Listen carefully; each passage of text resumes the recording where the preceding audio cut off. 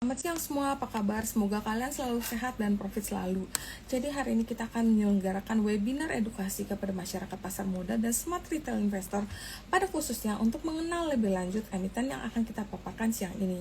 Jadi hari ini kita akan mengadakan webinar edukasi dengan emiten PT RMK Energi Tbk atau kode sama RMKE yang akan diwakilkan langsung oleh Bapak Vincent Saputra selaku Presiden Direktur dari PT RMK Energi Tbk. Tapi sebelumnya disclaimer seperti biasa, setiap pembahasan saham di sini bersifat sebagai referensi atau bahan pertimbangan dan bukan perintah beli atau jual, karena setiap keuntungan dan kerugian itu menjadi tanggung jawab dari pelaku pasar modal. Pak Vincent Saputra menjabat sebagai Presiden Direktur PT RMK Energi Tbk dengan latar belakang pendidikan master Master of Science di bidang Information dan Knowledge Strategy dari Columbia University New York serta gelar Administrasi Bisnis dari University of Southern California, Marshall School of Business Los Angeles 2012, dan saat ini beliau menjabat sebagai Presiden Direktur PT Royal Tama Mulia Kontraksindo Tbk sejak 2023 dan Direktur dari PT Rantai Mulia Kencana dan PT Dinamika Mulia Kencana sejak 2017 dan 2013 dengan pengalaman yang luas dalam kepemimpinan dan pengelolaan perusahaan. PT RMK Energi Tbk atau RMK didirikan Juni 2009 dan merupakan penyedia jasa logistik batubara terbesar di Sumatera Selatan. Didukung manajemen berpengalaman lebih dari 15 tahun, Persero menyediakan layanan logistik batubara terintegrasi melalui jalur kereta api dan dari wilayah Lahat dan Muara Enim bekerja sama dengan PT KAI Persero serta menjalankan bisnis perdagangan batubara untuk meningkatkan pendapatan melalui anak usahanya, PT Royal Tama Multi Commodity Nusantara atau RMKN. Baiklah, tanpa berlama-lama lagi karena memang kalian udah banyak banget yang minta dibahas mengenai RMKE, kita akan memulai webinar hari ini. Tapi hari ini ada yang menarik juga karena kita ada kehadiran Pak Bernard Wijaya selaku CEO Sukor Sekuritas, karena kemarin kita habis ngadain event bareng khusus untuk klien-klien Sukor. Jadi aku pikir akan lebih ramai kalau ada Pak Bernard yang kita akan ngobrol bareng dan dengan Pak Vincent juga. Baiklah, kita akan memulai hari ini dengan presentasi dulu. Silakan untuk Pak Vincent dan Bu Sisil untuk memulai webinar kita hari ini. Kasih waktu dan tempat, saya persilakan. Ya, thank you Cirita untuk introduction-nya. Selamat siang semua. Perkenalkan, saya Vincent. Saya selaku Direktur Utama dari RMK Energi Tbk.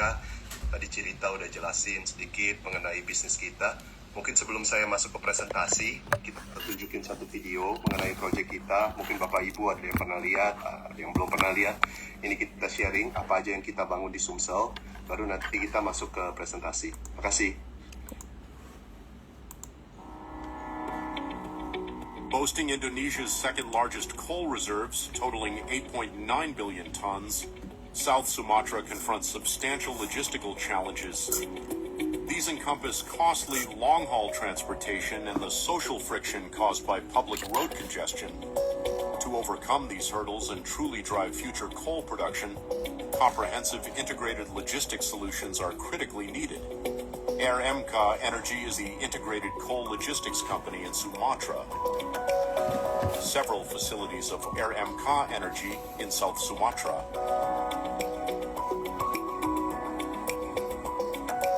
Trubabara Banyu Enim in-house mining, 38-kilometer coal hauling road, Gunung Migunk loading station, Simpang unloading station, Ramasan Port, RMK Energy business segment, coal sales, coal services, RMK Energy in-house mining.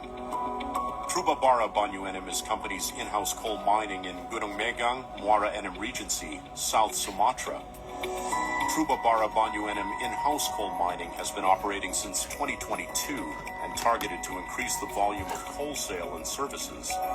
Resources 148.3 million tons, proven reserves 75 million tons. The 38-kilometer coal hauling road provides a solution to logistical challenges, including expensive long-haul transportation costs and social friction arising from the use of public roads. The first phase of coal hauling road development has now been completed. In 2025, this road has connected to 3 new mines, Wiraduta Sejatra Lungo, Utabara Utama and Manambang Muara Enim, located in Muara Enim. RMK Energy is currently focusing to complete its private coal hauling road by end 2025 and to open access for potential coal mines in Lahad and Muara Enim. Gunung Megang loading station is equipped with a train loading system, or TLS, and located within the concession mining area of Trubabara Banyu Enim. Gunung Megang loading station is currently the only coal loading station located in Muara Enim. Simpang Unloading Station. Container yard is able to serve up to 18 trains per day with its 5 tracks and unloading equipment using a gantry crane. Simpang Unloading Station facility is integrated with hauling road 8 kilometers to Karamasan Port. Karamasan Port is the only private port in Indonesia that is connected by train. Karamasan Port has an area of 50 hectares with a large coal stockpile of up to 20 million tons per year. RMK Energy plans to upgrade port capacity from 20 million tons per year to 28 million tons per year. Karamasan Port owns 3-line barge loading conveyors. Karamasan Port is able to accommodate 8 barges with capacity 330 feet per day. Since it started operating, RMK Energy has been committed to implement environmental, social, and governance, or ESG, to ensure the sustainability of the company by environmental, technological upgrade to reduce the impact of coal dust down to its smallest particles, big gun spray system, telescopic chute with fogging system, social, CSR programs around the operational area of Karamasan Port, infrastructure for education and religious activity, healthcare, economic self-sufficiency, RMK Energy, integrated logistic and commodity company. Ya, jadi mungkin buat Bapak Ibu yang belum familiar dengan industri batubara, Indonesia ini kan cadangan batubaranya cukup merata. Ada yang di Kalimantan, ada yang di Sumatera Selatan. Nah, cuman problemnya adalah yang di Kalimantan itu masing-masing tambang, jarak angkutnya, jarak haulingnya itu dekat dengan sungai. Karena di Kalimantan banyak sungai-sungai ke area daerah sekitar tambang. Tetapi di Sumsel itu memiliki cadangan terbesar di seluruh second largest coal reserve di seluruh Indonesia, tapi problemnya infrastrukturnya belum memadai. Kalau kita lihat produksi, jadi di tahun lalu total produksi batubara di Indonesia itu di 2025 790 juta, di Sumsel sendiri itu produksinya hanya 150 juta. 640-an juta itu dari Kalimantan, padahal cadangannya itu kedua terbesar di seluruh Indonesia. Nah, ini kan kita ngelihat ada opportunity untuk dikembangkan. Satu itu. Kedua, kita lihat lagi problemnya itu apa. Problemnya adalah angkutan batu bara dari tambang-tambang yang ada di Sumatera Selatan sampai ke sungai itu sangat jauh. Nah, waktu kita masuk ke Sumsel, jalan provinsi masih diizinkan. Kita sempat juga bawa batu bara lewat truk melalui jalan provinsi. Tapi kita realize ini nggak akan berkepanjangan. Kenapa nggak akan berkepanjangan? Satu, biayanya mahal sekali. Kedua, itu jam operasionalnya dibatasi. Truk batu bara boleh mengangkut batu bara mulai jam 6 sore dan harus selesai mengangkut batu bara sebelum jam 6 pagi. Karena kalau dia tetap melakukan pengangkutan di jam-jam aktivitas masyarakat, itu problem sosialnya tinggi sekali. Nah, yang ketiga, kita ngelihat juga, dengan jarak angkut seperti itu, ini harus ada solusi angkutan yang lebih stabil dan lebih efisien. Nah, saat itu kita ngelihat kereta api. Cuman problemnya, waktu kita mau membangun stasiun kereta api yang pertama, itu belum ada satupun perusahaan swasta di Indonesia yang melakukan itu. Jadi bisnis modelnya pun waktu itu masih belum jelas. Bentuk kerjasamanya dengan KAI pun seperti apa belum jelas. Dan ketiga, ini banyak orang yang mau mencoba. Dan dari berapa banyak yang mencoba, satu pun belum pernah ada yang berhasil. Jadi kira-kira waktu itu di tahun 2012-13, waktu itu saya dengan ayah saya kita ketemu Pak Jonan, beliau jadi dirut kereta api. Kita bilang, Pak, Sumsel ini cadangan batu baranya swasta, dan PTBA itu besar. Dan swasta pun nggak kalah besar sama PTBA. Tetapi sampai saat itu hanya PTBA doang tuh yang bisa pakai kereta api. Swasta sebenarnya boleh nggak sih menggunakan fasilitas kereta api? Kata Pak Jonan bilang boleh, nggak ada larangan. Oke, terus kita tanya lagi, Pak, kita mau membangun stasiun bongkar supaya batu bara swasta yang dimuat di stasiun muat itu bisa dibongkar di tempat kita. Kata Pak Jonan, bagus. Memang KAI belum ada planning untuk capex bangun stasiun bongkar di daerah situ. Nah, kita sempat ngomong, Pak, boleh nggak kita berkontrak lah, atau setidaknya ada suatu kepastian legal lah saat kita membangun, nanti fasilitas ini dipakai. Nah, beliau sempat bilang nggak bisa. Nah, kita kaget tuh. Kenapa Pak nggak bisa? Pak Jonan cerita, sampai hari ini yang ketemu saya udah banyak, mungkin 10 ada. Tapi yang benar-benar jadi, yang benar-benar membangun, itu 0. Saya tahu dari mana kamu bagian dari yang 0, atau kamu satu yang lain gitu loh, satu yang berhasil untuk membangun. Oh, kita pikir-pikir benar juga. Dari sisi kereta api, mereka worry. Kalau kita punya semacam perjanjian, kontrak atau apa, nanti perjanjian itu dipakai buat keliling-keliling, mungkin minta pendanaan, mungkin nanti minta uang dari pembeli, dari apa. Sedangkan fasilitas yang nggak dibangun, citra kereta api juga jelek. Tetapi problemnya adalah kita mau bangun stasiun kereta api, itu nggak pegang kontrak dengan kereta api. Jadi pendanaan dari bank manapun itu udah pasti nggak mungkin dilakukan. Karena nggak ada bank yang mau kasih financing, kontraknya sendiri pun nggak pernah megang gitu kan. Nah, akhirnya kita pelan-pelan itu kita bootstrapping. Kita bangun dari profit perusahaan. Waktu itu karena jalan provinsi boleh, jadi kan perusahaan bisa beroperasional. Nah, profitnya itu kita masukin ke capex sampai kurang lebih 2 tahun. Satu stasiun pertama bisa kita selesaikan. Nah, kalau sekarang untuk bikin stasiun yang sama, paling lama 6 bulan kita udah bisa selesaikan. Jadi Bapak Ibu bisa bayangkan tuh, challenges-nya tuh untuk bootstrapping ngebangun stasiun dengan capex berapa ratus miliar, dengan profit pelan-pelan dari yang harusnya 6 bulan selesai bisa 2 tahun. Tetapi puji syukurnya begitu selesai, fasilitasnya selesai, akhirnya kereta mulai satu kereta masuk sampai hari ini. Nah, memang di tahun 2026 terutama itu ada satu hal yang sangat-sangat menjadi game changer buat RNKE. Apa itu? Gubernur Sumatera Selatan menerbitkan aturan bahwa kalau Bapak Ibu lihat di slide ini di poin kelima, itu kan ada kata-kata memastikan percepatan pembangunan jalan khusus pertambangan di wilayah masing-masing, dan terhitung mulai tanggal 1 Januari 2026 seluruh angkutan batu bara dilarang menggunakan jalan umum. Nah, ini benar-benar game changer buat kita. Karena apa? Sebelumnya tambang-tambang yang berproduksi itu ke stasiun kereta api ataupun ke jalan khusus, yang ke jalan khusus itu masih melewati jalan umum. Jadi dengan diterbitkannya aturan ini, dan kebetulan kita punya akses jalan khusus sendiri, ya saat ini kita satu-satunya yang memiliki akses untuk mengeluarkan batu bara. Jadi banyak ada beberapa fasilitas yang dulu sempat jalan, akhirnya stop sambil nunggu membangun feeder road dari jalan utama ke tambang itu. Nah, itu yang pertama. Yang kedua, KAI juga kan angkutan barang ini paling menguntungkan dibandingkan dengan angkutan masyarakat secara bisnisnya.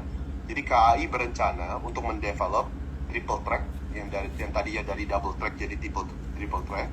Terus di tahun mulai dari Juli 2025 mereka mendatangkan 54 lokomotif baru, dan sampai 2029 mereka berencana untuk meningkatkan kapasitas mereka menjadi 165 juta ton per tahun.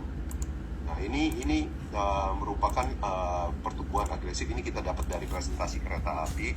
Terus yang berikutnya juga tambang terbesar di Sumsel, yaitu PTBA, itu berencana untuk menaikkan produksi menjadi 100 juta ton per tahun di tahun 2030. Nah, PTBA ini di seluruh Indonesia cadangannya paling besar. Lebih besar dari Adaro, lebih besar dari Bumi. Tetapi problemnya, Adaro, Bumi sudah produksi di 80 juta, PTBA masih tahun lalu di 2024 produksi mereka di 42 juta. Jadi ini merupakan growth potential kita yang cukup signifikan, dan juga ada beberapa tambang yang sebelumnya tidak efisien untuk dikerjakan, dengan kita membangun stasiun muat atau stasiun kereta api, tambang-tambang ini jadi bisa berproduksi. Siapa aja, ada tambang pendopo, itu tambang di bawah bumi, masuk ke grupnya bumi. Terus ada Mustika Indah Permai, grupnya Alam Tri, Adaro. Terus ada BSEE, grupnya Baramulti, dan ada beberapa tambang lainnya yang mulai bekerja sama dengan kita di akhir tahun lalu ataupun awal tahun ini. Nah, ini kelebihan angkutan kereta api. Jadi kereta api itu tarif angkutannya relatif lebih murah daripada truk, dan jarak mengangkutnya, kalau Bapak Ibu bisa bandingkan, satu kereta itu menarik 2.800 ton batu bara. Sedangkan kalau truk, satu truk itu 30 ton. Jadi satu kereta itu equivalent dengan 90 truk. Jadi Bapak Ibu bisa bayangkan tuh, kalau mengurus satu kereta dengan mengurus 90 truk, jalan 2 shift, supirnya hampir 200 orang, itu jauh lebih simpel untuk mengoperasikan kereta api. Nah, ini kita sempat bikin satu slide untuk membandingkan fasilitas kita dengan kompetitor yang ada. Ada yang Kertapati itu dipakai full oleh PTBA, itu nggak memungkinkan untuk diekspand dan dipakai swasta. Tarahan juga sama, itu ke Lampung 400 kilo. Nah, ada private hauling road yang di Sumatera Selatan juga, itu jaraknya sama dengan kita, tetapi tarif angkutannya 30% lebih mahal. Nah, kenapa orang mau pakai itu? Orang yang memakai fasilitas angkutan di jalan khusus itu adalah customer yang tidak bisa memperoleh kontrak kereta api, ataupun tambangnya belum connect ke stasiun kereta api. Jadi kalau tambangnya belum connect ke stasiun kereta api, mau nggak mau lebih mahal sedikit pun mereka pakai, selama masih bisa. Tetapi sejak aturan baru yang dikeluarkan kemarin, ya itu pun juga jadi tidak bisa digunakan.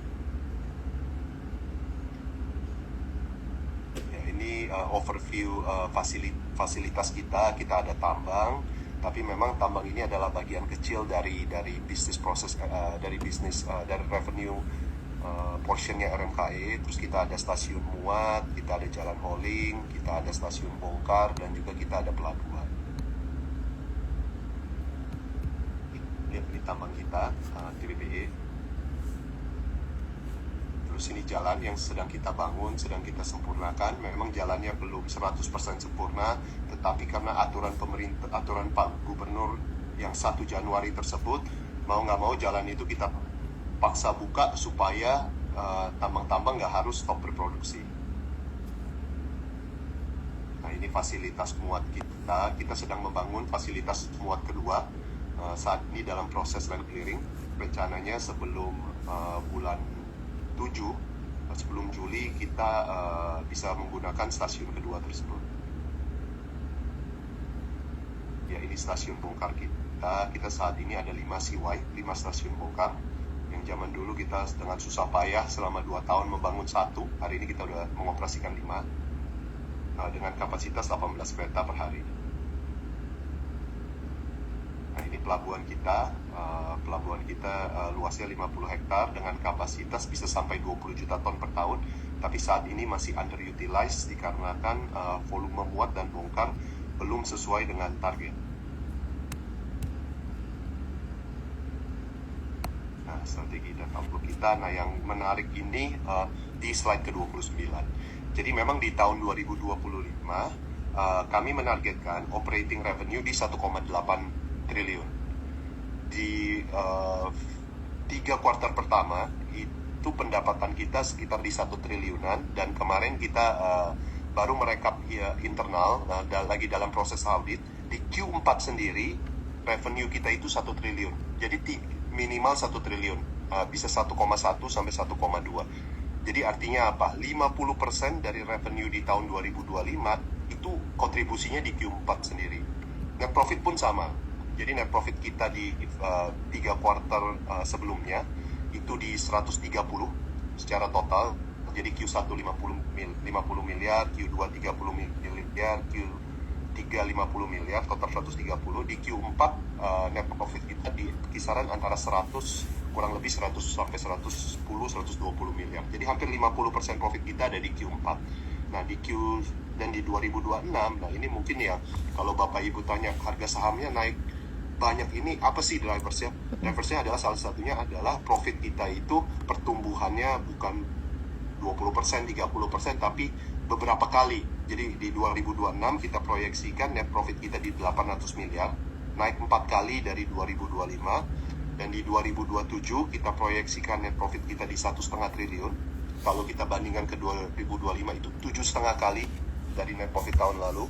Dan sampai di tahun 2030 kita proyeksikan net profit kita di 3,7 triliun atau hampir 19 kali dari profit 2025 dengan debt to equity yang rendah. Nah, yang ini mungkin data-data, ada beberapa kontrak tambang baru tahun ini, ada WSL dan DBU, yang mana kita terapkan skema kerjasamanya adalah mereka menggunakan fasilitas kita, mereka membayar jasa. Tetapi on top of bayar jasa, mereka juga menjual sebagian besar produksi batu baranya ke kita dengan diskon. Jadi kita ada kesempatan saat harga batu bara naik untuk jual beli batu bara dengan margin yang cukup baik. Ya, kalau dari revenue tadi kita udah touch sedikit. Kalau Bapak Ibu perhatikan, di 2025 ini kan harga batu bara relatively rendah. Dari sisi kontribusi, 53% dari pendapatan kita itu di penjualan batu bara. 46% itu di jasa. Jasa ini apa? Kita berkontrak dengan customer selama 5 tahun dengan harga yang fix. Harga batu bara naik atau turun tidak ada adjustment. Saat setiap tahun kita lakukan adjustment berdasarkan inflasi. Jadi harganya selama inflasi nggak negatif selalu naik harga jasa kita. Kedua, apabila harga solar naik atau turun, perubahan harga solar tersebut ditanggung oleh customer. Jadi kita nggak mau menanggung resiko sama sekali. Jadi flat fee, fix, marginnya selalu terjaga. Nah, efeknya apa? Di 2025 saat harga batu bara rendah, walaupun revenue 50-50, tetapi gross profit contribution-nya dari penjualan batu bara, kontribusi gross profit-nya itu 18%. Tetapi di jasa, 81% dari gross profit kita itu karena jasa. Saat harga batu bara rendah, margin kita tetap terjaga karena jasa. Tetapi saat harga batu bara naik, nanti bisa aja margin penjualan batu bara juga membaik, sehingga margin kita makin secara overall makin baik. Nah, sama halnya juga dengan net profit pun seperti itu. Kontribusinya di 80-an% itu dari jasa. Nah, kalau kita perhatikan balance sheet kita juga, itu kita termasuk sangat-sangat konservatif. Karena seperti yang Bapak Ibu ketahui, proyek infrastruktur tuh biasanya hutangnya besar. Tetapi kita debt to equity-nya 0,3 dengan membangun proyek-proyek infrastruktur. Dan financial debt kita juga, dan buku kita cukup healthy. Debt to equity kita yang dipersyaratkan bank maksimal 1 kali, di Q3 itu cuma 0,3. Jadi masih jauh di bawah persyaratan bank. Kurang lebih seperti itu, Bapak Ibu. Kalau ada pertanyaan, silakan bisa ditanyakan. Oke, menarik banget sih dan lumayan detail ya. Jadi kan teman-teman yang kemarin misalnya belum punya sahamnya, nanya masih boleh beli nggak? Nah, ini udah dapat penjelasan yang lumayan lengkap dari Pak Vincent langsung. Terus kalau kalian mau nanya-nanya, boleh banget ya. Silahkan kalian tulis di kolom chat atau bahkan boleh raise hand. Nah, Bernard, kemarin kan kita lagi ada event nih sama Vincent. Kira-kira ada yang menarik gak yang kayak Bernard mau nanya gitu loh? Apa yang Oke. Jadi gini Ci, yang mungkin aku pengen tanyain ke Pak Vincent ada kaitan mengenai kesiapan logistik dari RMKI ini dibandingkan dengan perusahaan sejenis di Sumatera Selatan, kaitannya mengenai larangan penggunaan public road di Sumatera Selatan tahun ini. Lalu apa keunggulan RMK Energy dibandingkan dengan komputer lainnya yang juga merupakan perusahaan sejenis? Silahkan Ko Vincent. Oh, keren. Thank you, Pak Bernard. Yang pertama, kesiapan kita. Memang kita sudah memprediksikan sebelum gubernur mengeluarkan larangan, itu suatu saat jalan provinsi ini pasti ditutup. Dengan mempertimbangkan hal itu, kita pelan-pelan, mulai 2 tahun lalu, mulai membangun jalan dari stasiun muat kita sampai ke tambang-tambang. Untuk mengantisipasi itu, kita mulai bangun. Saat kita bangun, kita udah antisipasikan ini suatu hari pasti tutup, tapi nggak tahu kapan. Nah, triggernya apa? Kira-kira di tahun 2025 bulan 7 bulan 8 ada satu jembatan di Muara Enim dilewatin truk batu bara sehingga roboh. Nah, banyak perusahaan lain kan ada kompetitor kita yang membangun jalan khusus di situ. Mereka tidak mengantisipasikan hal tersebut. Mereka pikir dengan bisa melewati jalan provinsi terus, toh mereka udah membangun jalan utama, ini selamanya nggak akan ditutup. Nah, itu case-nya nggak seperti itu. Karena kita udah pernah ngalamin juga dulu di Kalimantan, kita pernah bangun proyek serupa. Case-nya pun seperti itu. Yang pertama itu. Yang kedua, kelebihan RMKE apa nih dibandingkan kompetitor? Kita ada tunjukin tadi satu slide, bahwa di seluruh dunia, bukan cuma di Indonesia, di seluruh dunia, angkutan darat yang paling murah itu adalah kereta api. Itu kita mulai lihat dari Australia, lihat dari Rusia, lihat dari Cina dan Mongolia, termasuk dari Amerika.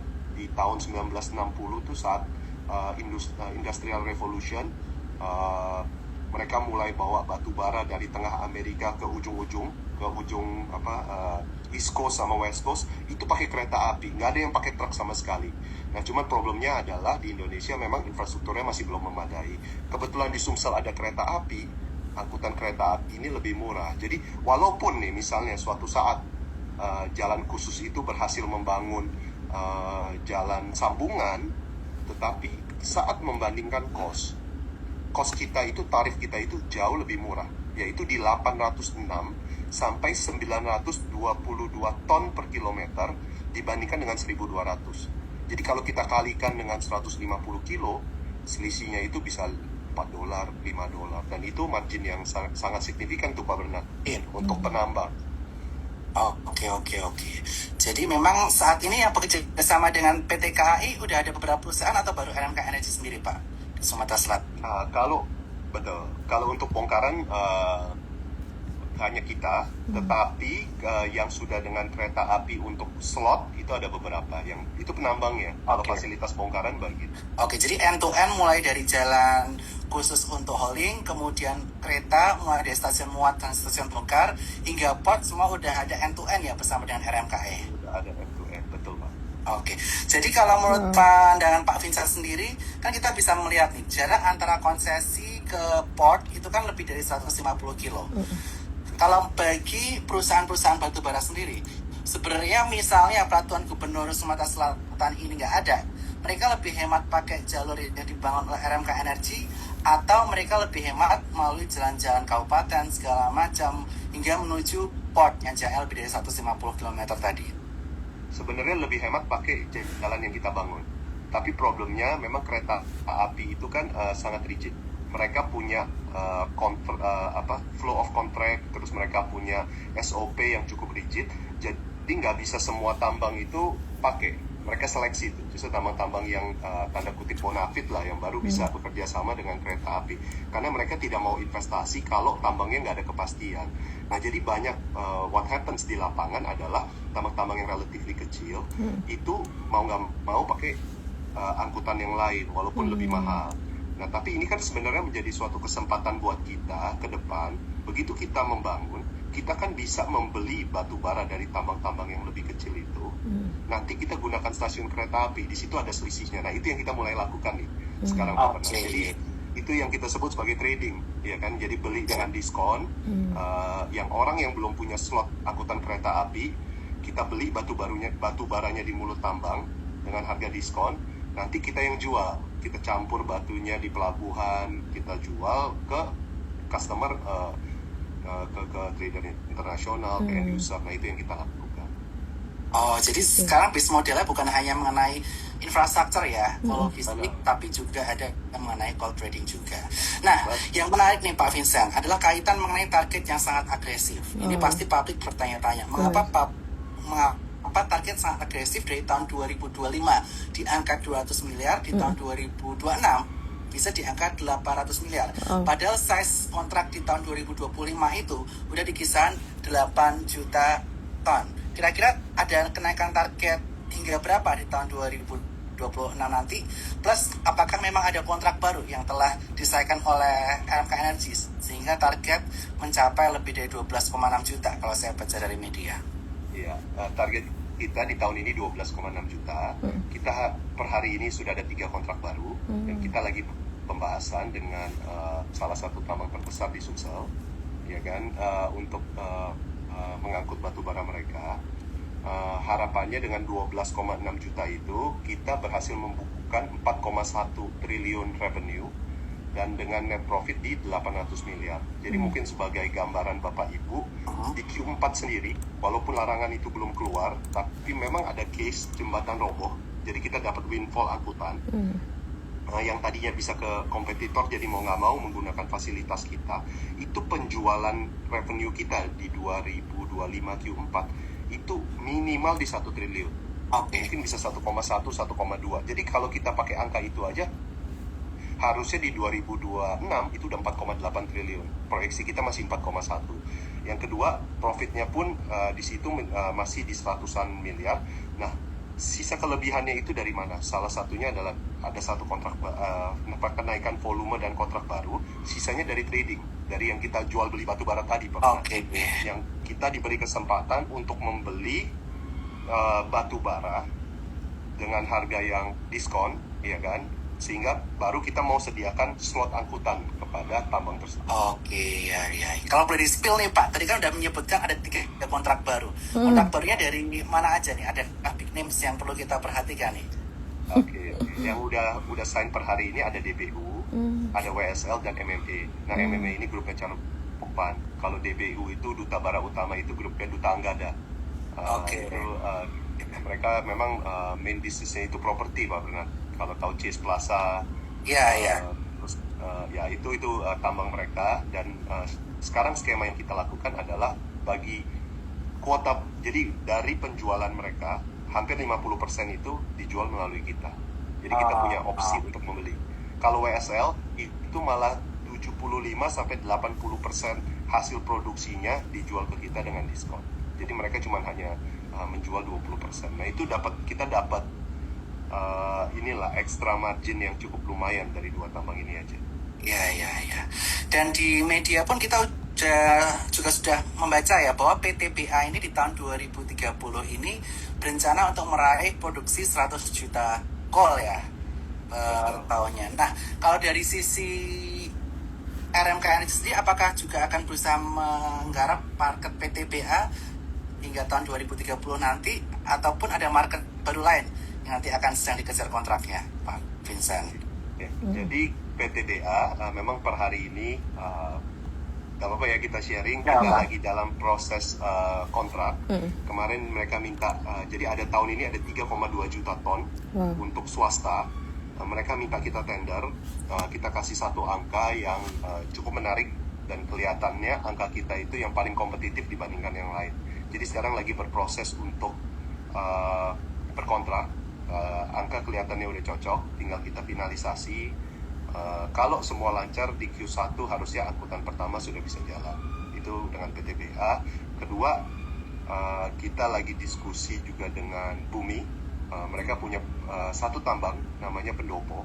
Itu tambang cadangannya besar tetapi kalori rendah. Nah, problemnya apa? Kalau tambang itu dijual batu baranya as it is, itu masih nggak efisien, Pak Benar.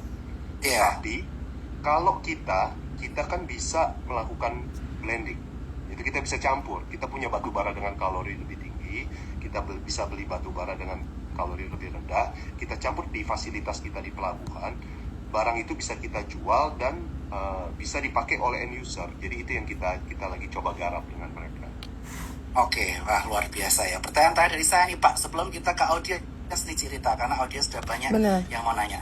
Nah, saat ini RMK Energy sedang melakukan penawaran obligasi ya, kurang lebih senilai 500 miliar rupiah. Kira-kira penggunaan dananya untuk apa Pak? Obligasi yang diterbitkan dengan underwriter salah satunya dari Sukor Sekuritas. Silakan. Nah, sebelumnya nih thank you Pak Bernard sudah disupport untuk underwriting bonds kita ya. Jadi ya puji syukur bonds kita diterima dengan baik. Kenapa saya bilang diterima dengan baik? Satu, saat ini rating kita single A. Tetapi kupon yang kita tawarkan itu equivalent dengan kupon double A. Jadi rate-nya di pala 725 untuk 3 tahun, 775 untuk 5 tahun. Kalau kita lihat issuance single A yang lain kan, kalau di single A itu masih di kepala 8 atau kepala 9 ya. Betul. Nah, Satu itu. Kedua, kan kita akan raise 600 miliar. Itu rencananya book building masih sampai di minggu depan. Tetapi demand yang masuk per hari ini udah di 1,5 triliun. Yes, betul. Jadi udah hampir 2, kali oversubscribe tuh demandnya. Bahkan digunakan untuk apa? Satu, kita lagi mau membangun stasiun muat tambahan. Yang tadinya kita cuma punya satu di Gunung Megang. Itu kita akan bangun stasiun kedua. Jadi nanti akan ada 2, kapasitasnya akan double. Terus kita mau upgrade pelabuhan, kita ada bebasin lahan juga, kita ada mau pelatihan pelabuhan. Terus yang ketiga, kita akan pakai untuk modal kerja membeli batu bara. Nah kan sekarang ini orang banyak yang karena dia nggak punya slot kereta, jadi dia bilang udah deh saya jual batu baranya di mulut tambak. Itu kan kita mesti modalin dulu tuh Pak.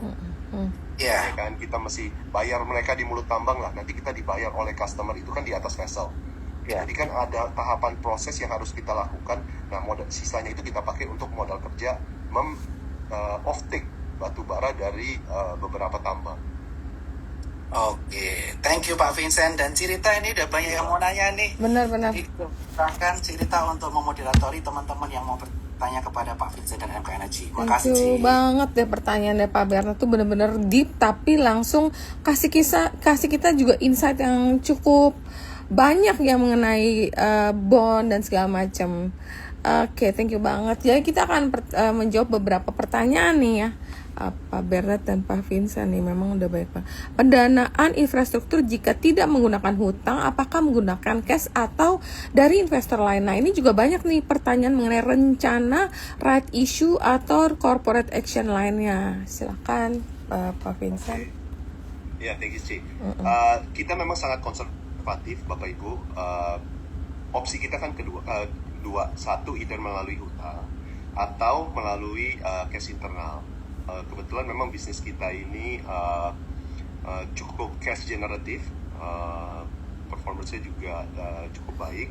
Jadi yang bisa kita kerjakan secara internal, kita kerjakan internal. Efeknya apa ya? Memang dividen kita di tahun-tahun sebelumnya belum maksimal. Benar. Tetapi di tahun ini dividen kita akan naik cukup jauh. Mungkin akan beberapa kali lipat juga dari dividen sebelumnya. Ini salah satu skill. Cuman besarannya berapa memang kita lagi hitung secara internal. Tetapi memang secara posisi cash kita per hari ini cukup kuat.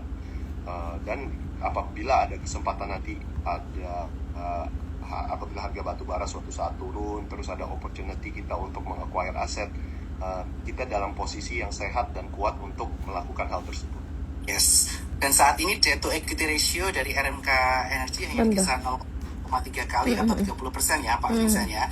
Dan juga saat ini bank besar yang sudah standby untuk membiayai RMK Energy itu adalah Bank BCA ya Pak ya, dengan rate yang sangat rendah. Mungkin sudah dijelaskan Pak Vincent gimana kolaborasi dengan BCA mengenai pendanaan. Iya, jadi sebelumnya di holding kita ada loan dari Bank Mandiri, tadi di RMKE juga ada loan dari Bank Mandiri, tahun lalu kita lunasin. Akhirnya BCA approach kita, minta kita untuk ambil facilities, mereka kasih kita offer yang sangat menarik, yaitu kredit investasi untuk refinancing fasilitas yang udah kita bangun.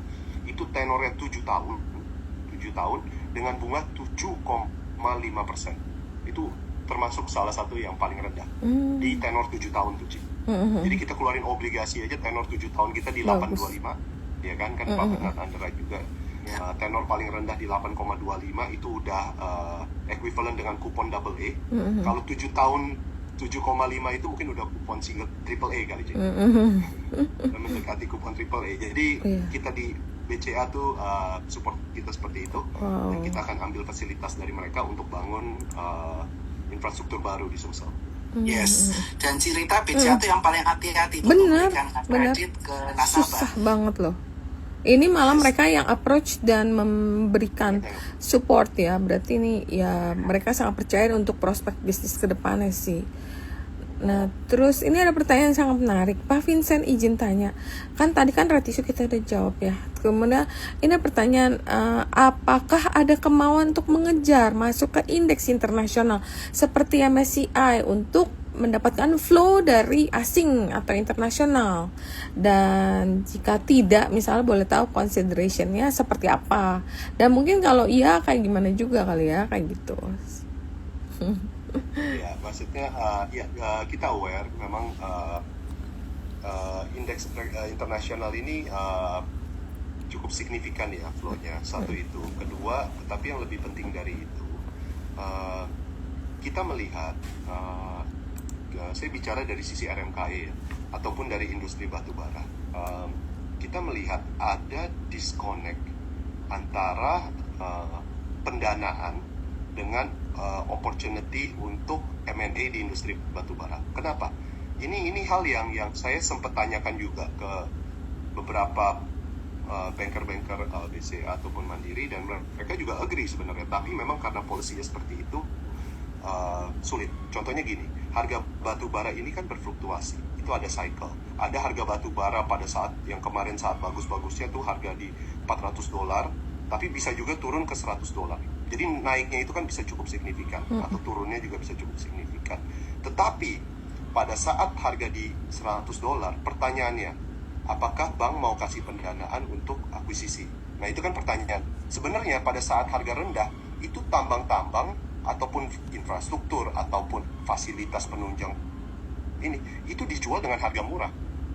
Dan untuk orang yang di industri itu, yang sudah mengerti seluk-beluk industri itu, kesempatannya kan ada di situ. Tetapi bank pasti akan takut untuk mengeluarkan pinjaman atau mengeluarkan apapun untuk hal itu.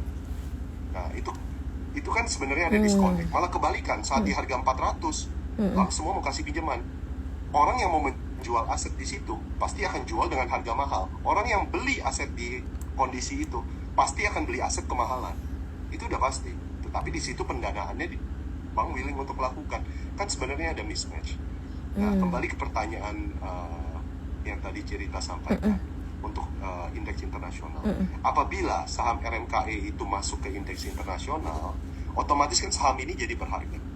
Jadi lebih berharga, dan orang akan bisa lebih willing untuk menerima saham kita sebagai moda pembayaran kan. Jadi misalnya suatu saat ada opportunity bagus gitu kan, ada aset dijual, bisa aja kita membayar dengan saham, ya kan, di harga yang cukup tinggi lah. Nah, itu yang kita lihat value dari MSCI. Jadi ada nggak rencana? Ya pasti ada kalau itu. Karena kita mau gunakan ini untuk hal-hal seperti itu. Oke, menarik. Jadi memang banyak kan orang pikir atau investor retail tuh berpikir, oh masuk MSCI untuk TP. Jadi sebenarnya ada lebih besar tujuan yang untuk bisnis. Jadi bukan hanya untuk memikirkan profit taking di saham, karena buat mereka business owner. Business owner itu they own the company. Jadi nggak ada keperluan untuk jualan sebenarnya untuk sahamnya. Yes. Tapi jadi saya suka Cerita sampaikan nih. Ini sering ada gini. Kalau memang MSCI itu menjadi tujuan akhir, ini yang berbahaya ya Ci. Karena apa? Begitu perusahaan itu ngerasa ini udah nggak bakal sampai, mereka sudah tidak ada kepentingan untuk menjaga. Ya kan? Iya. Tetapi kalau itu bukan tujuan akhir, itu adalah salah satu cara supaya harga saham itu berharga, lebih berharga gitu kan. Mau masuk nggak masuk kan pasti dijaga. Iya. Karena mereka masih banyak ya, Bernard, kayak tadi kamu bilang masih banyak pengembangan dan untuk ekspansi itu masih cukup luas sih. Oke, menarik banget ya. Terus Pak Vincent mau tanya, apa hubungan RMKE dengan RMKO? Karena jika RMKE naik, RMKO juga naik. Nah, apa fungsi RMKO dengan RMKE? Nah, ini mungkin Ibu ini masih kurang paham nih, apa hubungannya dan kenapa naik itu bersinergi gitu. Secara fundamental kuat mana katanya? Jadi gini, kalau RMKI itu kan memang fokus di infrastruktur, di stasiun muat, stasiun bongkar, pelabuhan. RMKO ini bisnisnya adalah kontraktor batubara. Nah, kalau harga saham kita juga nggak tahu kenapa naik berbarengan. Kedua, tetapi secara bisnis yang kita memang kenapa kita set up seperti seperti itu, RMKI ini kan itu membuka jalan, ya kan, tambang-tambang yang tadinya lewat jalan khusus, dengan kita bikin fasilitas, dia bisa menggunakan fasilitas kereta api. Tetapi kita juga pelan-pelan mulai masuk ke tambang-tambang itu, kita bilang, apabila kamu menggunakan fasilitas kita, nih kami punya kontraktor juga, tapi kan ini perlu waktu tuh Ci, ya kan? Kan nggak mudah untuk tambang mengganti kontraktor. Satu, kedua, saat mereka mau naikin produksi, mungkin mereka baru bisa nambahin kontraktor baru. Jadi memang secara bisnis RMKO agak sedikit lagging dari fundamentalnya, karena infranya mesti jadi dulu, tambangnya mesti connect dulu, baru kita bisa masuk untuk pakai juga dong kontraktor kita, karena kita punya kontraktor di sana, jadi jasa yang kita sediakan tuh bisa end to end. Nah ini sebenarnya komplement, tetapi RMKO tanda kutip agak ketinggalan dibandingkan RMKI. RMKI yang pendapatan dan itunya bisa kelihatan duluan. Oke. Kemudian untuk angkutan kapal setelah dari port menuju customer, apakah juga dihandle oleh RMKE? Enggak, itu dihandle oleh pihak ketiga, tapi memang secara grup, baru tahun lalu kami ada bikin perusahaan kapal. Nah ini kembali ke poin saya tadi, tadinya kita mau beli kapal di tahun 2024 itu, tetapi harganya kan tinggi sekali. Kita putuskan kita belum mau beli, karena kalau kita beli di saat itu, satu, bikin kapal tunggunya 2 tahun, kedua, harganya pun yang tadinya kapal itu harganya 30-40 miliar, saat itu jadi 60 miliar. Jadi kan itu nggak sehat. Sedangkan saat harga batu bara turun, itu kan kapal itu harus bisa mengembalikan cicilannya sendiri. Nah kalau kita ambil di saat itu belum waktunya. Nah kita lagi nunggu nih, kalau suatu saat harga batu bara akan jatuh, tiba-tiba banyak perusahaan tongkang ataupun orang yang beli tongkang nggak prudent, di situ memang salah satu kita mau ambil aset-aset itu. Oke, jadi dan saat ini kesehatan balance sheet dari sisi PT RMK Energy sangat baik ya Ci, ya, karena tadi saya sampaikan juga debt to equity ratio-nya di angka kisaran 30%, sehingga ketika misalnya krisis terjadi pun RMK Energy ini memiliki fundamental yang kuat. Selain itu dari sisi pendapatan yang dihasilkan, seperti disampaikan oleh Pak Vincent tadi, pendapatan yang dihasilkan itu sudah merupakan kontrak recurring istilahnya. Jadi harga batu bara jelek atau bagus pun, ketika melewati infrastruktur dari jalan hauling, melewati angkut, stasiun muat, kemudian nanti lewat portnya yang dimiliki oleh PT RMK Energy, tentu saja tetap harus ada cost yang dibayar. Misalnya harga naik ataupun turun. Begitu ya Pak Vincent ya. Betul Pak. Itu summary yang bagus tuh Pak. Makanya untung ada Bernard nih, jadi kayak ngebantu juga nih buat teman-teman retail yang membantu kayak menjelaskan. Iya, benar, karena memang kan ada kerjain bondnya, pasti kan paham juga mengenai perusahaannya. Jadi tahu fundamentals kita seperti apa. Yes, kalau enggak ya kita nggak berani. Kita juga ada underwriting committee. Oke. Nah, terus ada pertanyaan juga nih ya, Pak Vincent, apakah Senin depan suspendnya akan buka? Pertanyaan banyak nih, karena udah hak kan udah kayaknya ya, tapi tetap ya. Tapi yang pasti hari ketiga suspensi, IDX kasih pertanyaan jam 11 malam. Kita udah jawab per kemarin. Jadi beruntung juga ini ada kena hari libur, jadi kita bisa jawab, kita bisa selesaikan. Jadi per kemarin kita udah jawab. Kalau mengaca dari RMKO, waktu itu 2 hari setelah kita jawab, itu dibuka suspend 3-nya. Jadi waktu itu RMKO juga kita cepat, nggak lebih dari 12 jam kita udah jawab. Itu total suspensinya saat suspend 3 itu total 5 hari. Biasanya kan 7 hari, kita 5 hari. Kalau kita mengaca dengan hal yang sama, harusnya Selasa atau Rabu dibuka kalau lancar.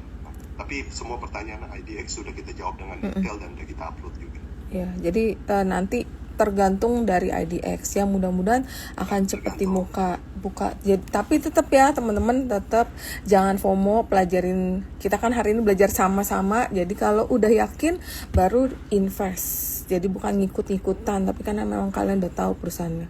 Nah, Pak Vincent, izin tanya, RMK ini kan dasarnya perusahaan infrastruktur logistik di batubara. Apakah ada roadmap konkret untuk monetisasi aset infrastruktur lainnya? Mungkin untuk komoditas non batubara dalam 3-5 tahun ke depan, mengingat tren transisi energi dan seberapa fleksibel aset RMK untuk beralih ke logistik komoditas lain. Ya, itu pertanyaan menarik tuh. Tentunya, ya kan, memang pengembangan kita lihat dalam dua hal.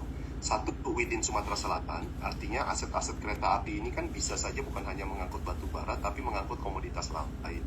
Sumsel itu kan kaya dengan ada kayu, ada angkutan sawit dan lain-lain, bisa aja menggunakan kereta.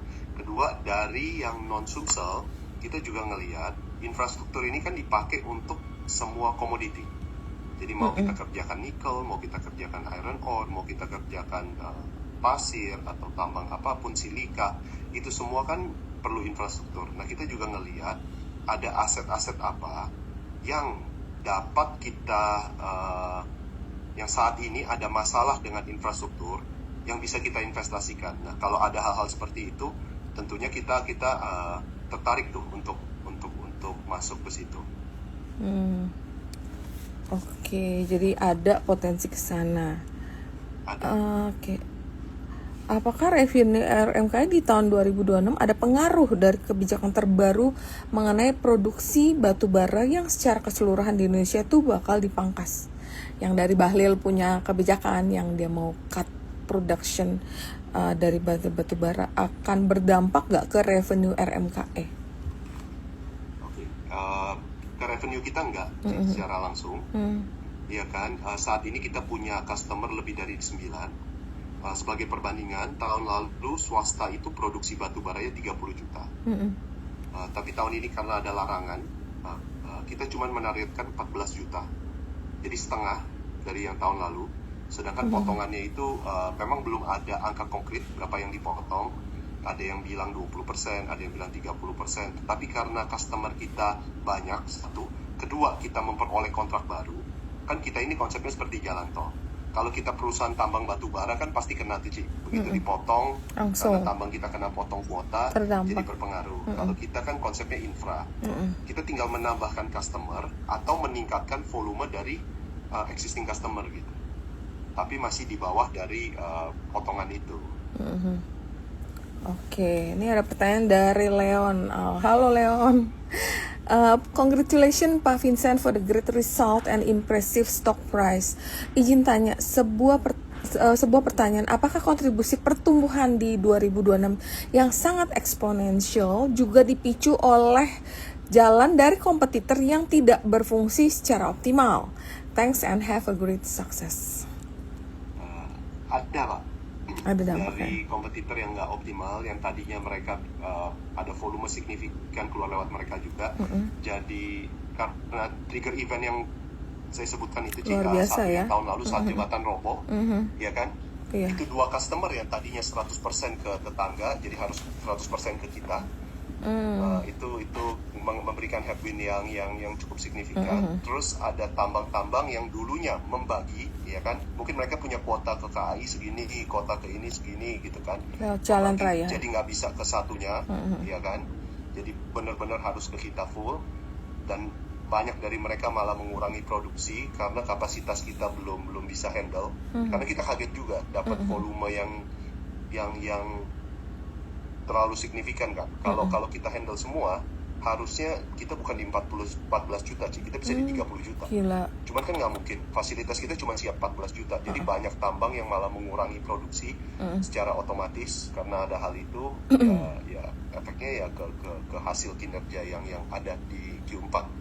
Nanti Q1 juga akan sama bagus ataupun lebih bagus dari Q4. Yes, karena seperti disampaikan Pak Vincent tadi, per Q4 2025 lalu, jalan hauling yang sepanjang 30 kilo yang menuju stasiun muat atau stasiun angkutnya tadi itu udah jadi, Ci. Yang mana ini bertepatan sekali dengan kebijakan dari Gubernur Sumatera Selatan yang per 1 Januari 2026 nggak boleh lewat jalan tol lagi. Sehingga ini menimbulkan mau nggak mau shifting, kalau ada tambang di daerah sana yang sebelumnya harus lewat jalan kabupaten, jalan provinsi, jalan umum itu nggak boleh lagi, mau nggak mau harus lewat jalan dari Kereta api. RMK Energy seperti itu. Nah, tapi tadi ada yang menarik nih Pak Vincent. Iya. Saat ini kapasitas RMK Energy kan 14 juta ton ya Pak ya.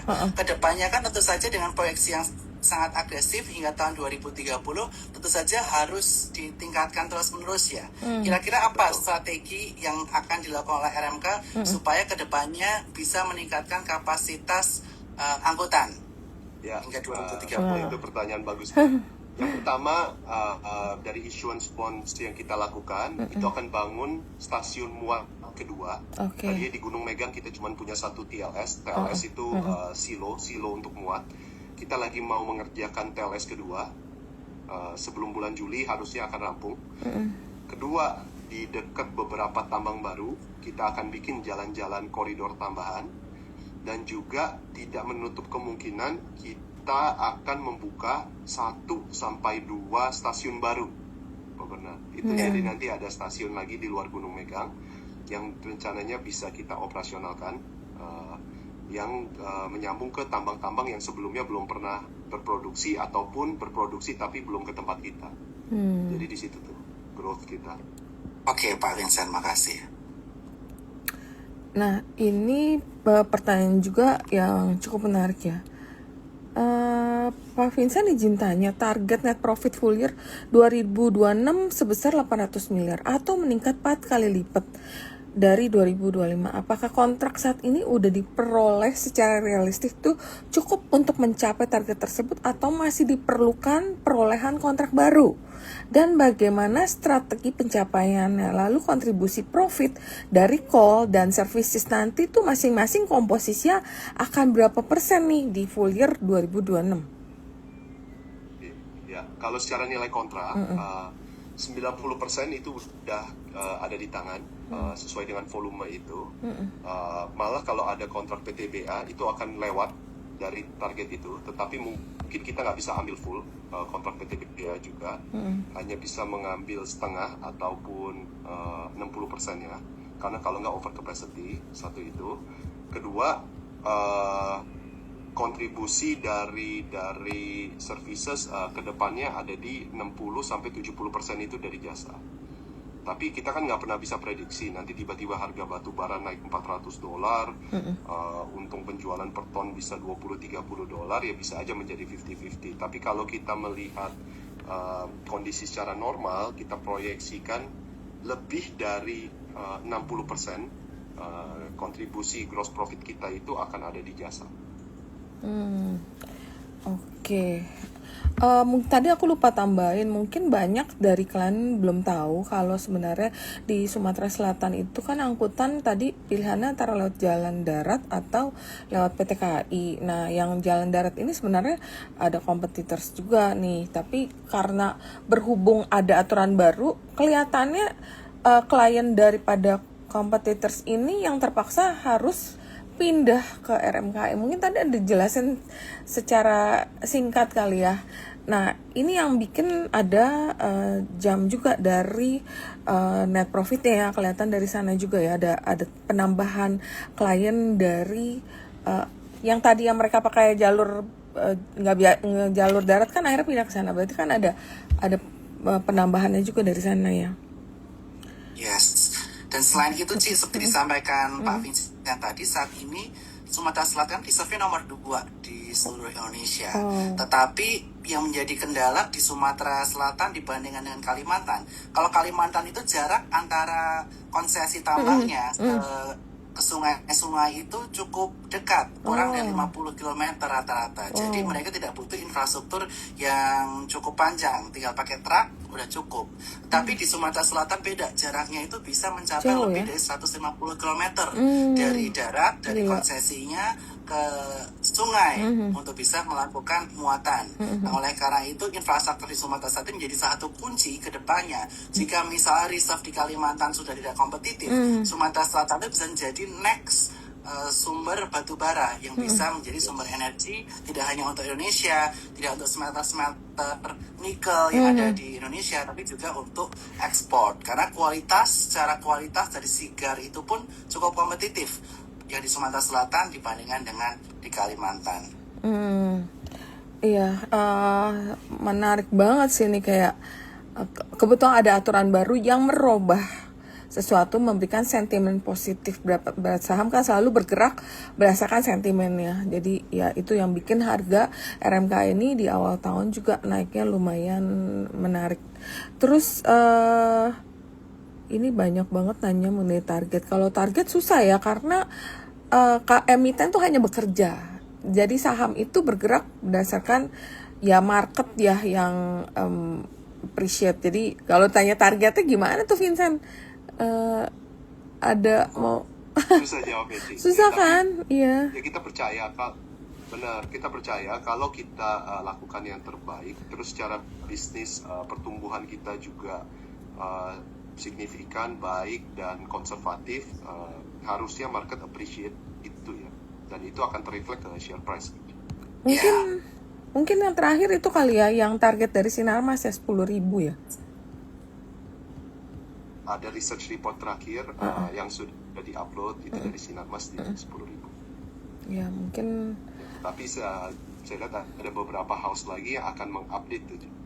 Yes. Jadi mungkin dalam Cepet ya. beberapa minggu ke depan Bapak Ibu bisa stay tune, ya kan? Siapa tahu ada update-update menarik dari sekuritas lain. Yes. Oke. Bu Cirita, itu ada dari Bu Jenny Setiawan, ada pertanyaan bagus lagi. Oh, yang apakah RMK ada kompetitor yang menawarkan services yang sama persis logistik via tren di Sumsel? Jika ya, strategi untuk menang kompetisinya bagaimana? Kayaknya nggak ada deh.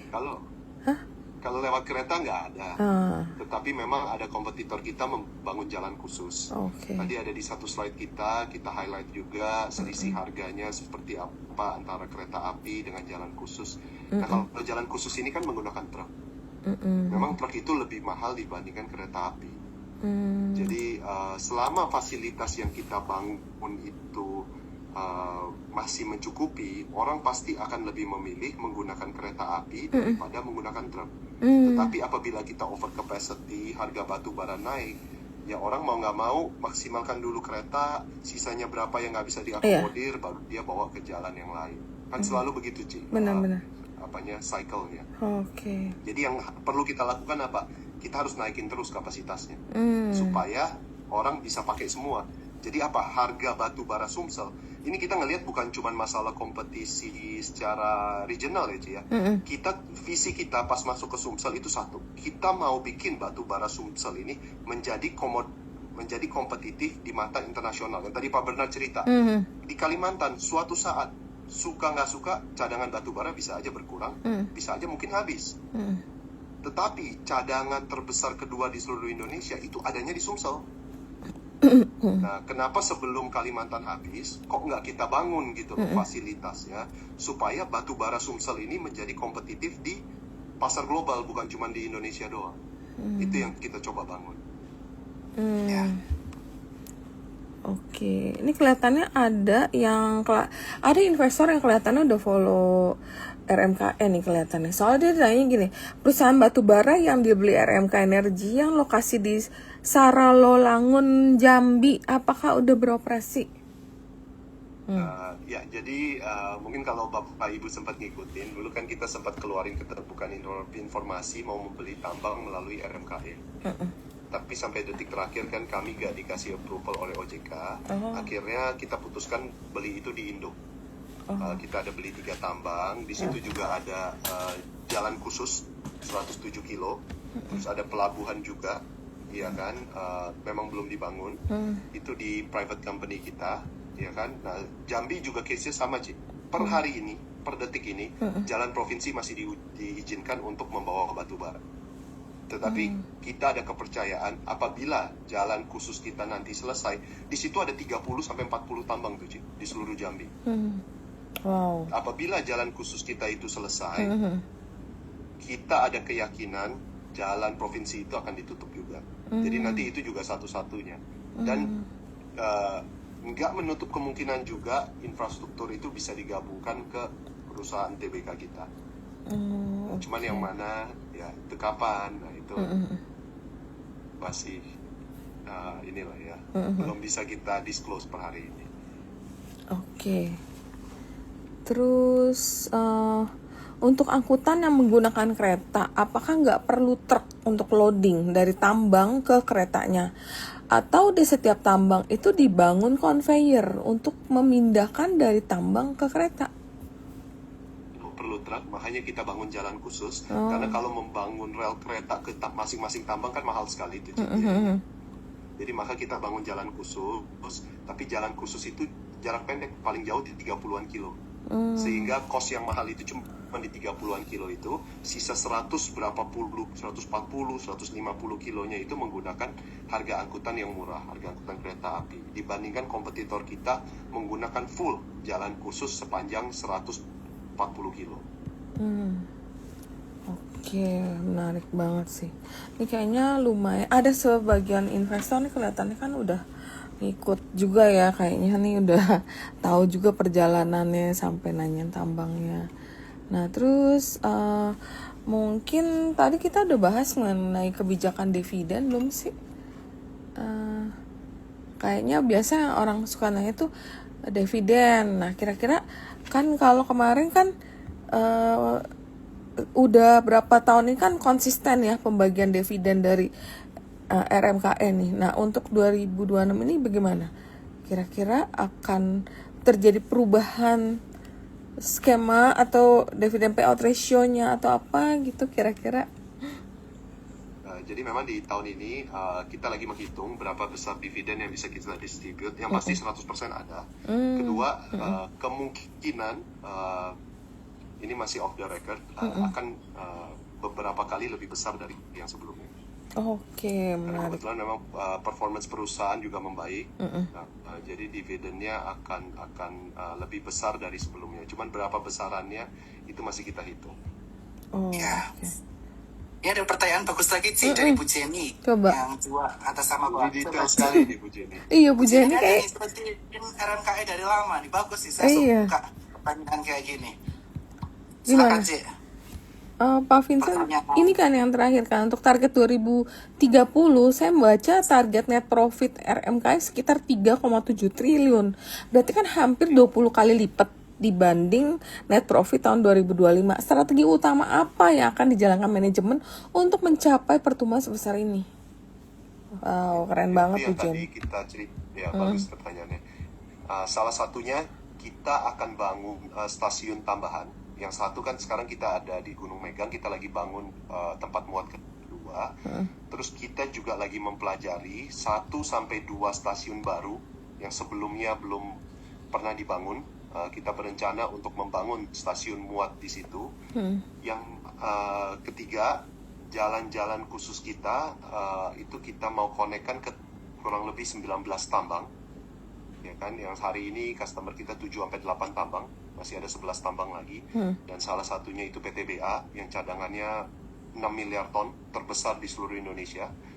Terus juga pertumbuhannya kita bisa dapat dari mengefisiensikan operasional kita, karena kan kita membangun infrastruktur, Bapak Ibu. Kalau proyek infrastruktur itu apabila peningkatan volumenya lumayan, itu incremental cost-nya itu akan kerasa. Jadi skillnya akan kerasa. Jadi kayak contohnya kita bangun jalan tol, apabila cuma dilewatin oleh 200 mobil dengan dilewatin 3.000 mobil, capex-nya sama. Bikin jalan tol ya harganya segitu gitu kan. Tetapi pengembaliannya akan jauh lebih cepat dan jauh lebih sehat apabila volume bertambah. Makanya kayak kalau kita lihat di tahun 2026, peningkatannya itu kan cuma 4,6 juta ton. Dari 8 ke 12,6. Tetapi net profit kita bisa naiknya eksponensial. Nah, itu yang menyebabkan. Oke. Mudah-mudahan bisa menjawab ya Bu Jenny. Kelihatannya ngeholnya lumayan banyak nih kayaknya. Soalnya nanyanya banyak nih kayaknya. Terus, nah punya kapasitas besar. Nah, jadi sebenarnya dengan adanya regulasi baru RMK itu mungkin saya bisa simpulkan adalah structural winner daripada kebijakan ini. Terus punya kapasitas besar tapi utilisasinya masih rendah ya. Jadi masih banyak room untuk bertumbuh dan potensi tumbuh cepat tapi Mungkin kebutuhan capex-nya bagaimana untuk tahun ini? Apakah ada lonjakan? Ya, kebutuhan capex kita di 400 miliar, Ci. Dari sisi obligasi kita raise 600. Oke, Jadi itu udah aja cover. tercover. Dengan profit kita yang bisa naik sampai 800, kita akan punya excess cash yang lumayan. Seperti yang Pak Bernard tadi bilang, kalau misalnya suatu saat ya kan target tiba-tiba harga batu bara rendah, terus ada beberapa perusahaan yang nggak prudent, yang bermasalah, nah kita punya cash, punya kesiapan untuk melakukan akuisisi atau takeover aset. Jadi kita akan jadi lebih fleksibel tuh, Ci. Oke, menarik ya.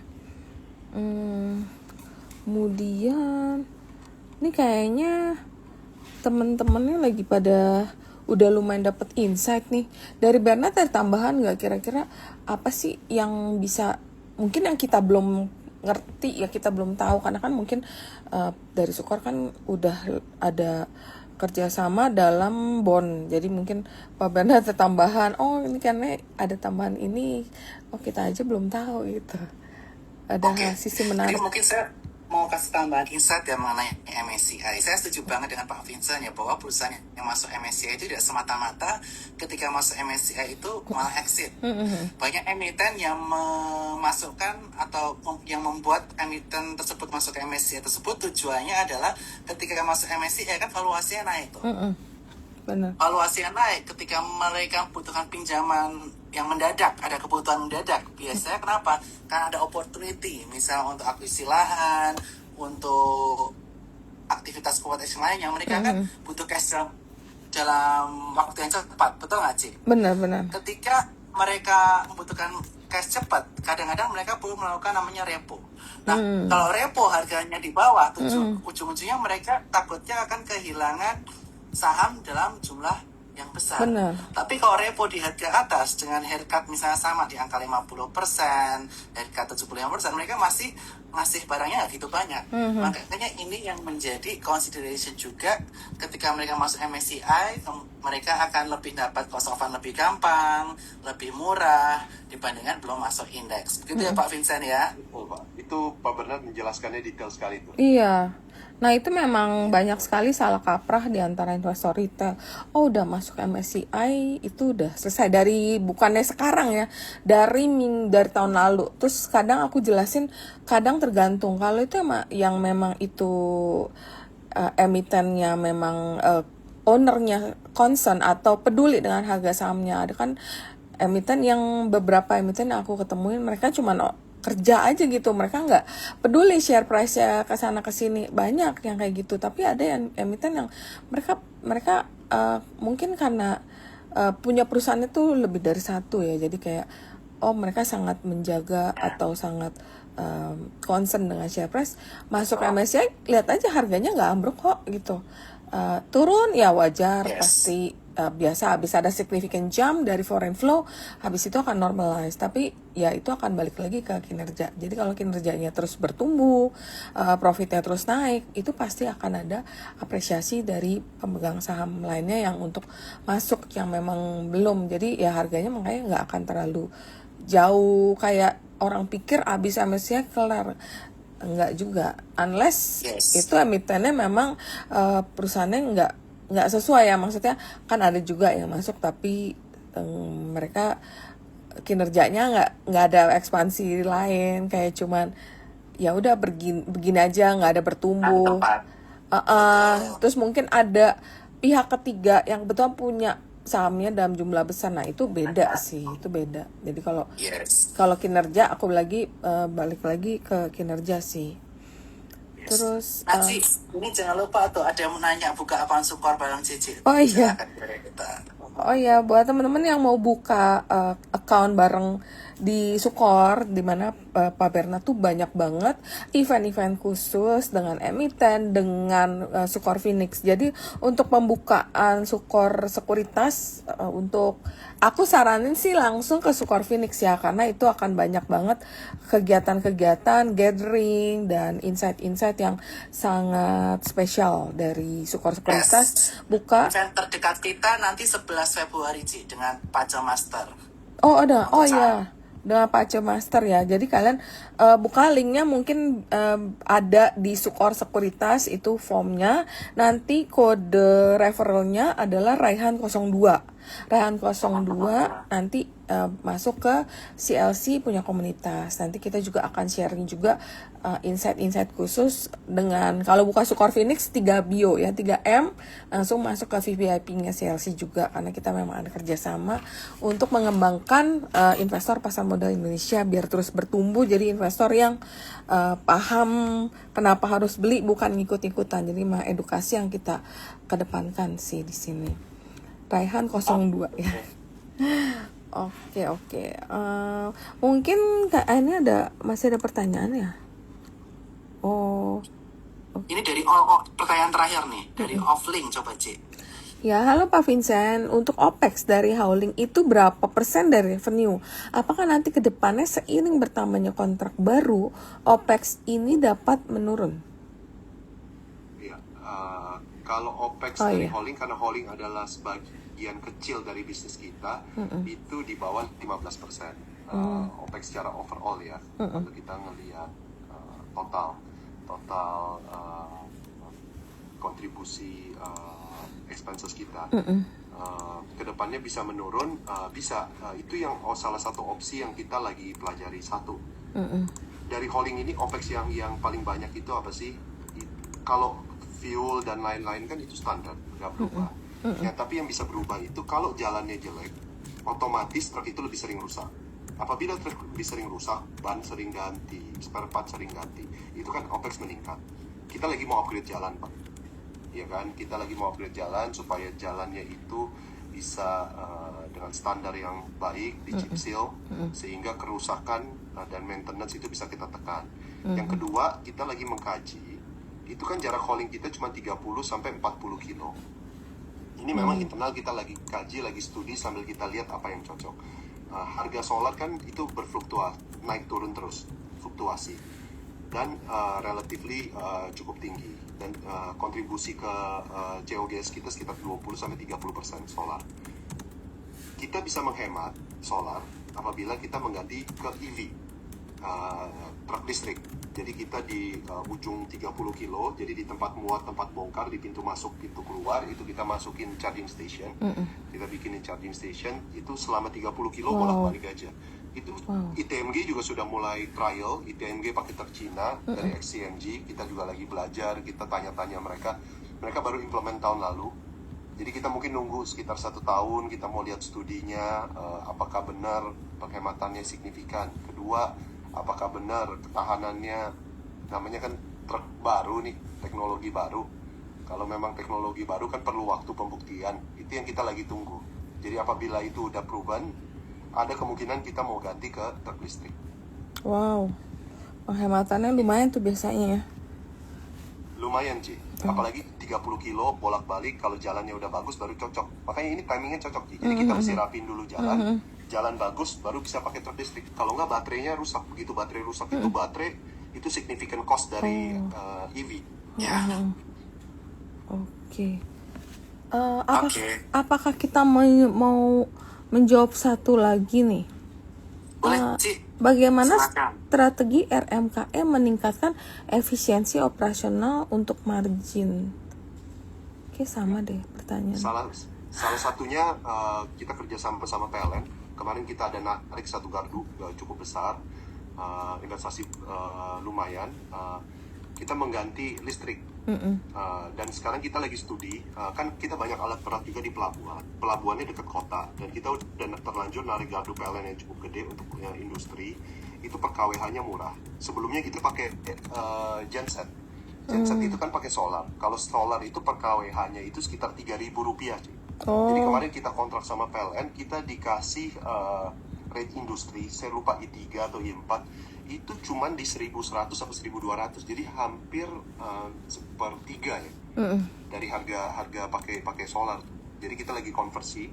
Nanti kalau memang itu efektif dan alat berat EV itu efektif, di pelabuhan mungkin kita mau ganti menjadi ekskavator EV. Wow, gila. Jadi Keren ngurangin banget. solar. Kalau mau Iya lihat loh, solar kan tuh gede banget. solar tuh signifikan. Cik. Banget. Solar Yes. 20-30%. Iya. Wow. Jadi kalau Kalau kita pengeluaran, berhasil tuh iya, operational cost-nya bisa turun, income-nya naik. Wow, EPS-nya juga bisa bagus banget sih. Oke, kita mungkin masuk ke technical session ya. Sebenarnya ada technicalnya RMKE, cuman nih dari tim aku nih ketinggalan. Nanti paling Senin aku akan share technical chart terbaru dari RMKE. Ini aku izin technical chart dulu. Dia ketinggalan kemarin. Mana sih nih? Oke, kita akan slideshow from the beginning.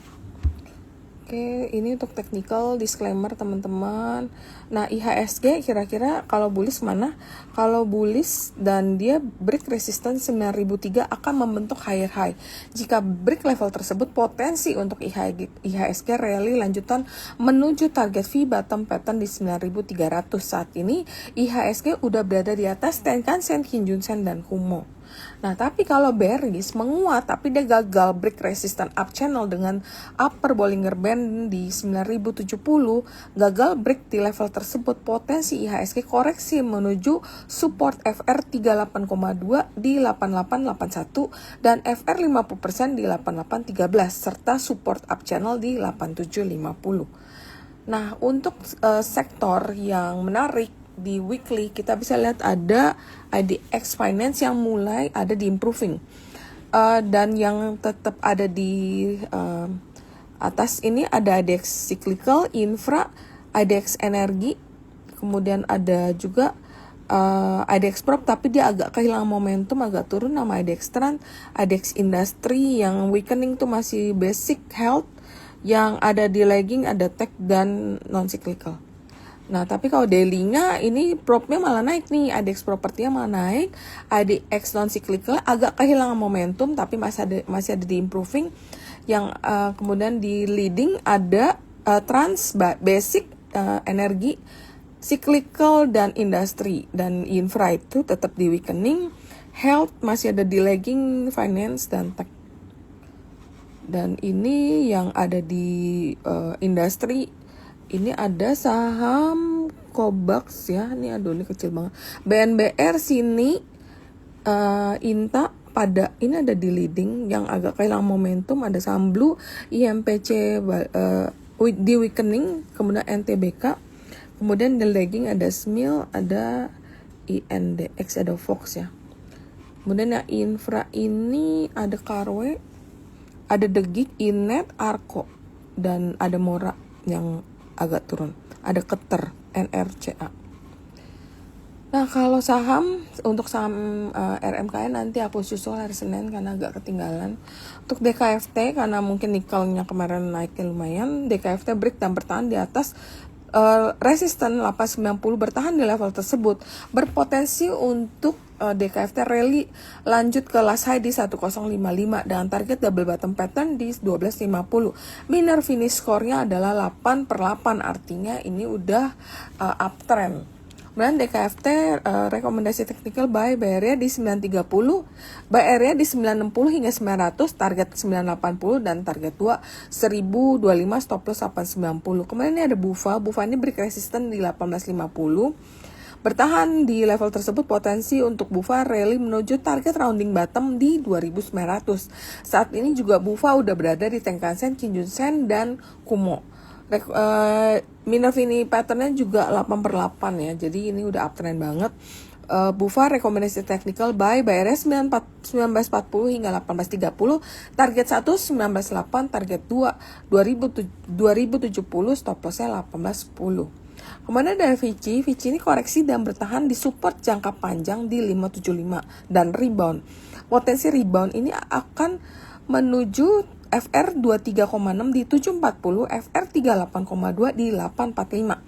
Indikator MACD berpotensi membentuk golden cross. Rekomendasi technical untuk Vici adalah buy area bisa dilakukan di 716 hingga 675, target 1 730, target 2 765, stop lossnya 665. Kemudian ini ada Petro ini break last high di 12.6, potensi V bottom akan menuju 14.100 lalu 15.500. Indikator para besar mengkonfirmasi sinyal beli. Petro masih dalam uptrend secara jangka pendek, menengah, dan panjang. Dan untuk minor Vini patternnya juga 8/8.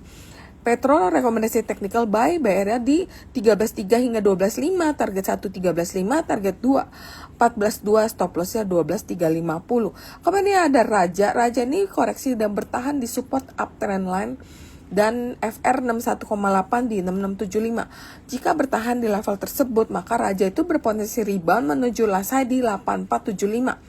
Indikator super trend sudah mengkonfirmasi adanya sinyal beli. Rekomendasi teknikal untuk Raja adalah buy area 69 hingga 65, target 1 7.050, target 2 7.400. Stop lossnya ada di 6.400. Dan Medco ini rebound dari support FR 50% di 14.25 dan FR 38,2 di 14.7. Break resisten di 15.45 akan membuka potensi Medco rally ke last high di 16.3. Minor finish score-nya juga 8/8. Jadi ini udah perfect juga, sangat uptrend. Rekomendasi technical buy area di 15.05 hingga 14.15, target 1 15.35, target 2 16.05, stop loss-nya 14. Oke, itu saham yang bisa kita pantau untuk minggu depan. Nah, mungkin karena kita udah di akhir acara, mungkin ada closing statement dulu mungkin dari Bernard untuk teman-teman, baru nanti ke Pak Vincent untuk teman-teman investor. Oke, sekali lagi sebelumnya saya juga menyampaikan bahwa disclaimer bahwa semua event hari ini adalah edukasi dan informasi. Keputusan jual beli ada di tangan nasabah masing-masing. Tapi saya ingin menggarisbawahi bahwa RMKE prospeknya sangat luar biasa ya, karena kita bisa melihat ditopang oleh keputusan dari Gubernur Sumatera Selatan, kemudian infrastruktur yang sudah cukup luar biasa memadai, mulai dari jalan, kemudian stasiun angkut, stasiun muat, stasiun bongkar, hingga port yang sudah sangat terintegrasi di Sumatera Selatan, menjadikan RMKE sebagai coal infrastructure company terbaik saat ini di Sumatera Selatan.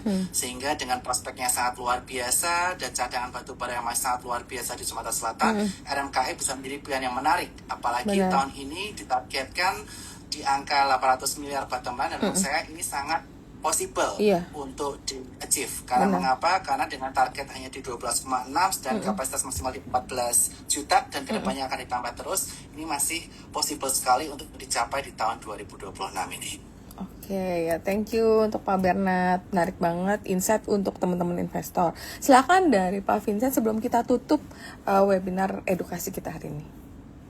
Ya, terima kasih Bapak Ibu semua yang udah dengar, terutama thank you buat Cirita dan Pak Bernard yang ikut hadir hari ini, bikin acara ini. Ya harapannya kita sebagai emiten, ya kan, kita bisa terus mengembangkan perusahaan kita supaya bisa create value buat shareholders, dan kedepannya harapan kita sebagai Bapak Ibu sebagai pemegang saham, dengan kita bisa create value, kita bisa memberikan dividen, terus juga perusahaan bisa bertumbuh, ada capital gain juga. Jadi sehingga Bapak Ibu yang percaya dengan RMKE juga bisa sama-sama ya kan mengkawal journey kita, ya kan, tujuan kita masih panjang, tapi kita percaya kalau Bapak disupport dengan Bapak Ibu semua, kita bisa sampai ke tujuan yang kita inginkan. Itu aja sih. Yes. Oke. Amin. Ya mudah-mudahan apa yang kita paparkan hari ini bisa memberi insight yang sangat menarik nih untuk teman-teman investor. Jadi kalian beli bukan karena ikut-ikutan. Inilah fakta yang memang terjadi di emiten. Jadi kita beli kalau kita dengar presentasi dan kita lihat hitungan angkanya memang make sense dan memang kalian berasa yakin dengan RMKE, silakan kalian berinvestasi sesuai dengan risk profile kalian masing-masing. Oke, mungkin itu yang bisa kita sampaikan hari ini. Makasih banyak untuk edukasinya yang udah ditemenin sama Pak Bernard, yang saya minta dadakan Pak Bernard tolong temenin biar lebih bisa menginspirasi teman-teman semua dan support RMKE dan Sukor Sekuritas juga. Mungkin gitu dulu ya, sampai ketemu minggu depan. Minggu depan saya ada emiten ayam, kalau kalian mau dengar mengenai poultry ya silahkan. Mungkin itu dulu. Thank you banget Vincent untuk waktunya, dan Bernard juga makasih weekend ini. Sampai ketemu next. Terima kasih Pak Vincent. Ya, Bye-bye. bye. Thank you semua. Ya. Bye.